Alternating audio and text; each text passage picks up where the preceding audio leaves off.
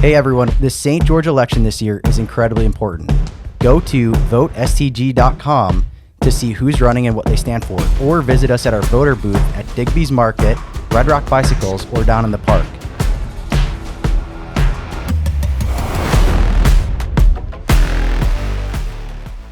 There's a bunch going on in Southern Utah. October is crazy town. People from all over the world. World Senior Games is this month. We had, was it Trail Hero? Is that how you call it? Trail Hero. Brought in thousands of side-by-sides and four-wheelers and outdoor enthusiasts with, motor vehicles, all the Jeep clubs and all that. They all came out to Hurricane this month. I've got some clients that they bought a home out in Sand Hollow. Yeah. And I went out there just to visit with them and hang out a little bit. And Sand Hollow Reservoir. Yeah. Largest reservoir in the county. Yep. There were hundreds, if not thousands, of Jeeps just cruising along the streets. It's so much. And the clients they loved it, dude. It's like a festival. I just can't think of a better way to describe it. Yeah, so Greater this massive Zion festival of side-by-sides and four-wheelers. Yeah, GreaterZion.com. It says, over the last 6 years, this is talking about Trail Hero, we've provided access to more than 1,000 special needs riders and over 4,000 veterans. Awesome. This year, Klein expects, so Klein is the main guy over the Trail Hero event, expects to have more than 500 veterans, approximately 40 local children from Valley Academy Charter School and Red Rock Center for Independence participate in Trail Hero. More than 120 grand in charitable proceeds were raised in 2021. So I know, people get frustrated around here. You and I talked to a couple of guys about, they specifically brought up like the Ironman and what an inconvenience it is and stuff like that. But it's like, and how it does nothing for like the citizens. Like that's their contention, is it does nothing for the citizens, but that's not true. It's not. It's even little. Comparatively speaking, this is probably a pretty little event. But they raised 120 grand. Yeah. And that's for charity. Veterans. Yeah. It's cool stuff. And that's how it started, right? It started as a charity, organization. But they had like a music festival out there. There's a bunch of artists, like I think some classic 90s. It's a whole 2000s. Event. It is a whole POD. event now. Yeah, tons of Uncle vendors. Yeah, POD, Uncle Cracker, for those of you that are from the early 2000s music scene.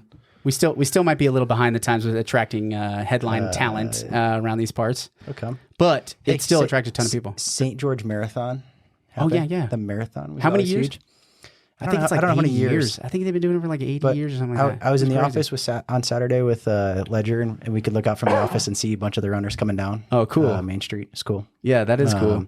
Shout out to Mark Riley. He's this guy I know in town. Ran the St. George Marathon this year. He is an amputee.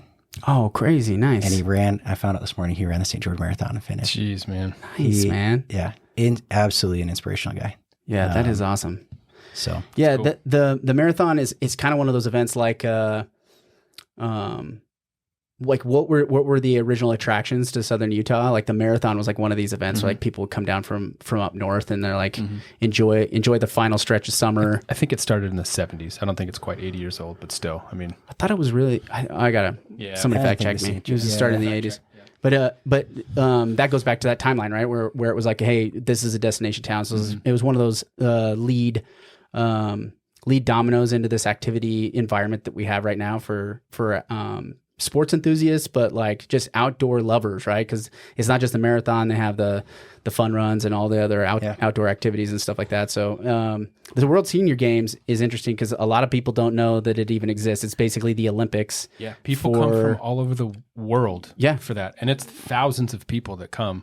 And it doesn't. There's not a huge effect on like traffic and stuff like that because it's kind all of spread out. It's all spread out over like a couple of weeks even. It's from the 9th to the 21st. So it's kind of like the Olympics where they have like an opening ceremonies and then it's like all these events a little bit at a time. The softball tournament kind of goes through almost like the extent of the whole thing, right? Because they do this massive. There's a softball weightlifting competition. Weightlifting. There's 18 events. Do you know where they need events? You know where they need the most volunteers for that event?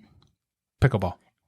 Out at the gun range. Ooh, interesting. Yeah, that was Reloaders? the most volunteer opportunities still available. We need people to be out at the range. Yeah, out of the range. Senior shooting events. You think that would be the first one filled in the county that has the most guns per capita?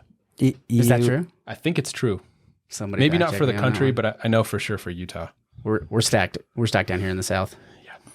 We're not messing around. I didn't know that about the volunteers thing. That's interesting. I was little. My parents told me that. Get out there. This episode will drop like midway through the senior games, but if you get an opportunity to volunteer, if you're from here and get an opportunity to volunteer, I think it's a pretty cool event. Brings people here from all over the world, legitimately, Denmark, Germany, all over the place. Yeah. Another big event that we have going on in October is the Housing Action Coalition Forum. This is a second year, so I kind of have been involved with the Housing Action Coalition that started about 3 or 4 years ago, supported by local businesses, a bunch of different organizations throughout Washington County. The city's involved, city of St. George is involved, but it's such a weird problem to try and solve, for affordable housing, right? And like what that means, attainable housing or affordable housing or whatever euphemism we're going to want to use. But we really have a significant problem helping people that are under, their average median income is like 30% of that median income, right? So we're talking people that make between 30 and 40 grand a year. There's not a house available. Like there's not a rental available. There's nothing, right? And if you think about how much money you have to make to hit that mark, there's a significant portion of our county that's it's almost impossible to live here if you're in that way. So this is maybe more personal, but it's such a big, broad problem that is almost impossible to solve as a single person, right? I mean, the person that's making 35 grand a year, you can't personally go to their employer and say, hey, this person deserves more money or they should make more money. Or you can't go to a house that they are looking at and say, hey, can you lower the price of this house? But not even a single developer can help that, right? Like no single developer, broad, no single, like the governor can't solve this problem. It's such a disconnected problem. It's a disconnected. There's a lot of like moving parts into it. So like the coalition, I jumped in as part of it to try to understand it, and there's a bunch of different elements to this, but the human element to it, I think, is an important thing that they really focused on over the first years, like understanding who is it that we're trying to help. So the emerging contributors, right? So this is somebody just directly out of college. They want to start a family. They're in entry-level positions, right? They went to the university, whether it's here or up north or Southern Utah University, wherever it might be, and they want to stay here, right? And they want to start a family here because they love it here. And finding jobs, most often they can find jobs, but it's paying their way to be able to make it, right? They end up, housing with their family members. So that's a big portion of it. Senior citizens, right? So like this is basically, there's a fixed income portion of the market. And I think this is about 10% of the needed communities is over 55 that is on a fixed income or disability where they legitimately can't make any more money if they wanted to.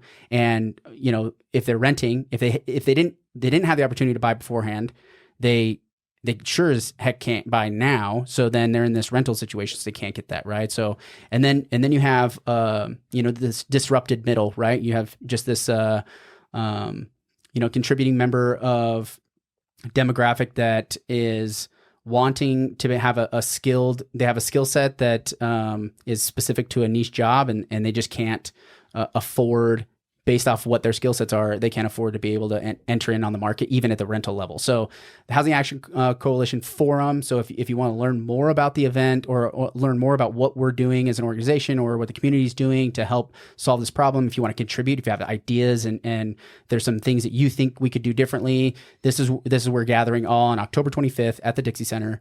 It's from 8:30 until about 12 or 1 o'clock in the afternoon. We have a bunch of different events. There's going to be booths. There'll be a panel with city officials, developers. The Southern Utah Home Builders Association is there, kind of representing all of these groups, right? All of these actors, these players in this really complex puzzle, so that we could kind of come together, try to find solutions, and recognize that even though we might not necessarily have the worst problem in the county or in the country for affordable housing, we definitely have a really tough challenge on our head moving forward. But making progress on that is important to me and important to, I think, a lot of the community. So October 25th, 8:30 at the Dixie Center. Swing by, check it out. It's a free event. Learn more about it. Contribute to the conversation and see what we can do to fix it up.